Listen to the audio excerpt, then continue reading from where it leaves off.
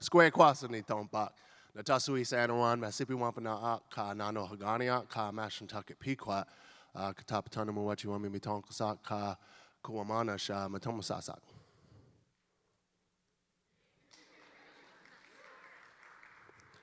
Kwe. Kwe is simple, right? Well, I wanted to give you a formal greeting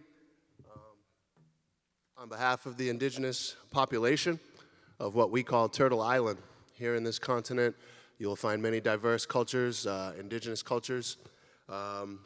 We vary, just as the landscape itself. I wanted to talk a little bit this morning about our existence and our importance, survival, our dependency on the land in which we come from.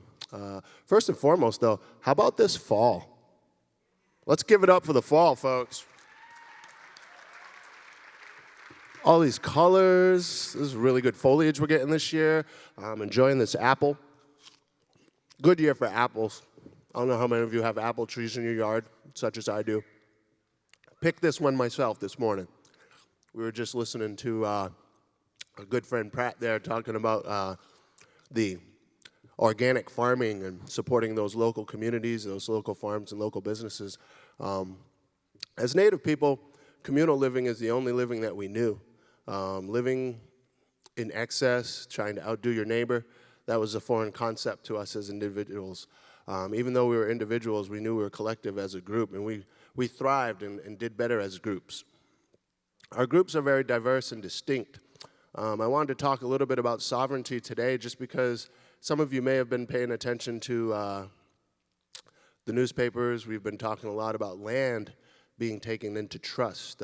Some of you who are aware here in the local area, the Mashpee Wampanoag, my mother's community, as Tem mentioned, is not far from here, and it's been our home for, I don't know, the last 12,000 years or so. You lose track after a few millennium. We've called this continent home for about 40,000 years, and our migration patterns brought us here about 10 to 12,000 years ago. Good chance we came from other cultures. The indigenous populations that are closer to the equator exceed ours when you go further back in history. So we do descend, and we believe we are connected, as Tem just pointed out. We're also still connected through that land, this one piece of land that we all have to inhabit. You can think on a continental level, or you can think on a global level. You can think on a universal level. As Native people, we feel everything, and everything has a spirit, and those spirits are intertwined. They are connected. As Native people, we have different ways of worshiping those spirits. Giving praise to the land is important. I can't just take from the land without giving back. As a Native person, that's one concept that I know personally in my household. My father embedded that into our everyday to remember how to give back. Not just to give back, but how to do that. As Native people, it's very important, but those customs, they vary distinctly as Native people. Sovereignty is a very important issue because here in America, you're brought into a school system which is run by a federal government. Maybe there's some fine-tuning by the state curriculum frameworks before it gets into the public schools there. But, as a community as a whole, I'm not sure how many of you have direct involvement in what goes on in your kids' education. As Native people, again, we don't sit our kids in front of a book and tell them to read and figure everything out. We actually walk them through things. We show them things. And we also learn as adults through our own experiences. Our lessons are usually coming from a book called Mother Nature. Just sitting back and observing what's naturally going on around us. I don't know how anyone could ever come up with the concept of building a square house or even this square theater, I hate to say. It's very foreign in nature. We had not seen that until the Europeans arrived. And it uses up a lot of materials. We're working extra hard to try and keep this square house cool or hot in the cold climates, whereas a roundhouse usually is far more efficient in doing both. It also withstands storms. We got some serious tropical storms and hurricanes and whatnot hitting Mexico right now as we speak. And tornadoes even rip through areas like Kansas on a regular basis. And yet they return, putting those people back into square homes. When the round teepee, which was only staked to the ground, was literally designed to withstand those severe storms, a tornado, a teepee, stake to the ground. So there's a lot of lessons out there we're still trying to share with the public. As a sovereign nation, one of the most important things, it's not so much as about who owns the land, like who can sell it and modify it and build on it and make money off of it. That is not how Native people view land ever. Land is very important to who we are as our identity. As a Native person, I'm a Wampanoag. I am not Apache. I am not Tlingit from Alaska. Very distinct groups, very different customs. Their landscapes are very different, their diet, their weather patterns. All, however, depend and rely heavily on our land. Land is always going to be central and important to us as Native people, and therefore our lesson plans would probably be different in our school. Our idea of an economy would probably focus on our ecology, making sure that our land thrives. As long as the land is producing, we will thrive, we will survive ourselves. The land is a direct translation of what's going on to it. You know, we've definitely seen signs of wear and tear from our impact over years when we didn't really care. We didn't really give much thought to what our future generations were going to be doing. As our performer just sung about, Native people have always considered the 7 generations that have yet to be born. 7 generations that have yet to be born. And that is another thing that is common, that I have found common throughout all my travels into all these different Native groups. As Native people, Masipi, our water, very important to us. Sipi is water. Masipi, great water. Massachusetts, Great Barren Hill Place. These words are Wampanoag that you speak every day. They describe the land that you still walk upon. Our language is still here. Our culture is still here. Our lessons are still here. Our lessons are the land itself. If you travel, and I hope many of you do, you will encounter many tribes. My better half, she happens to be Dene, Navajo. Some of you may have been hearing about the King mine spill out there and all the impact that it's been putting on the Colorado, the San Juan River, and that San Juan River has passed it throughout the Navajo Nation's territory, heavily impacting their crops and the cattle that drink from that water, that river, which is their lifeways. That's their existence. And FEMA has denied them assistance. The Environmental Protection Agency was to blame, and they sent them to FEMA, apply for some federal assistance through FEMA. FEMA denied them that federal assistance and sent them pretty much back to the EPA. So they're in a loophole right now. So I definitely encourage any of you who can to support our Navajo brothers and sisters out there in trying to reclaim the land and help hold those accountable for those kinds of tragedies in our land that still exist today. One last thing I also want to point out, since we're on the eve of Halloween, land is important, our identity is important, and as I mentioned to you, those two things are kind of cohesive. They're one thing to us. As Native people, we don't don the appearances of other cultures usually, and that's because we are aware of how often that is done to us. Hollywood as a whole has really done a horrible job portraying many cultures, and particularly ours. It's kind of made mainstream fashion designers and others try and get away with things that we've been trying to scream to the public for years. You know, this is degrading, this is insulting, this is borderline hate crimes.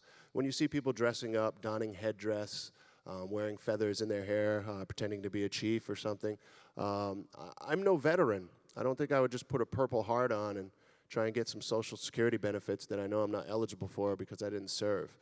I wouldn't do that. So to put feathers on your hair, and eagle feathers particularly, some of these team mascots are doing this on a regular basis. And this is right here in our own land. We've welcomed many cultures from all around the world, and yet our culture is often taken for granted. Our lessons are often taken for granted. Our land is often taken for granted.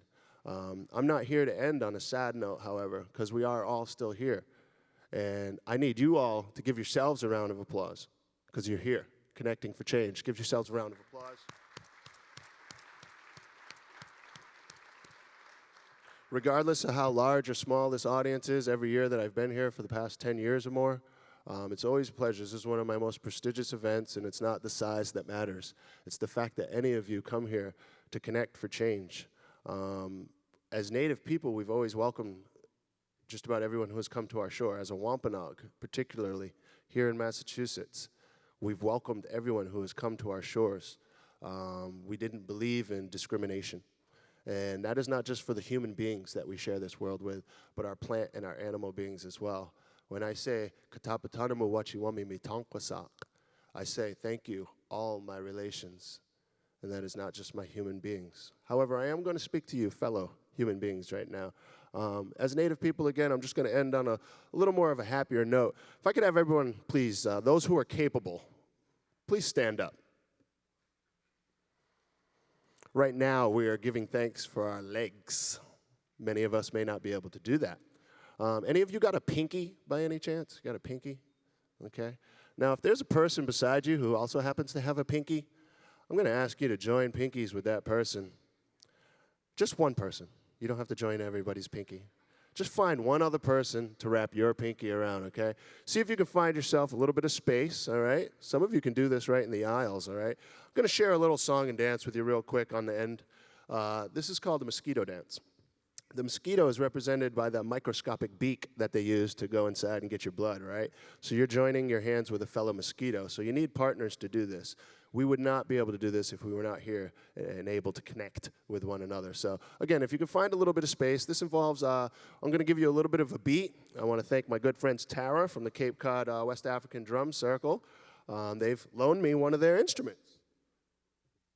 I'm going to use a West African drum to share a Wampanoag song and dance. How does that encompass the whole theme of connecting for change? So again, wherever you guys can find space, you're going to face your partner.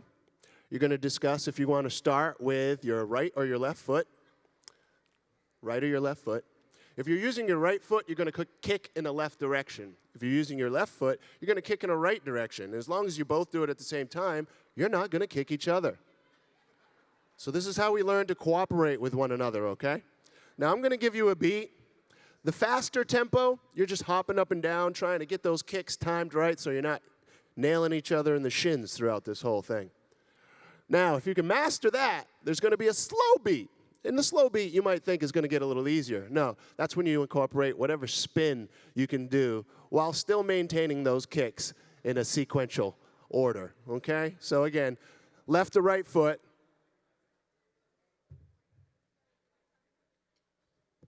It's going to be up to you guys, left to right foot, whatever you're comfortable with.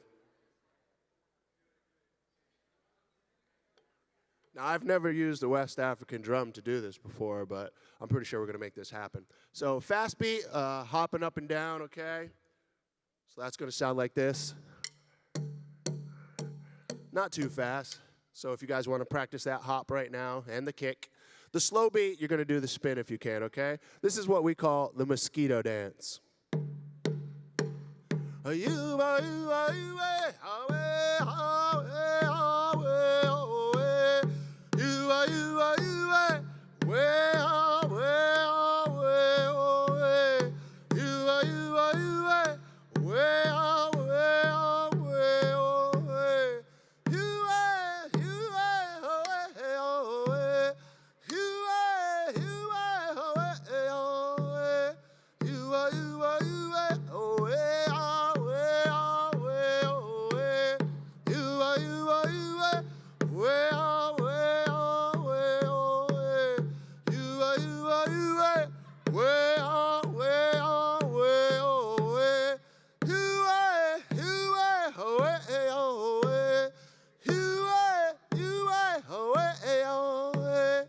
Give yourselves a round of applause.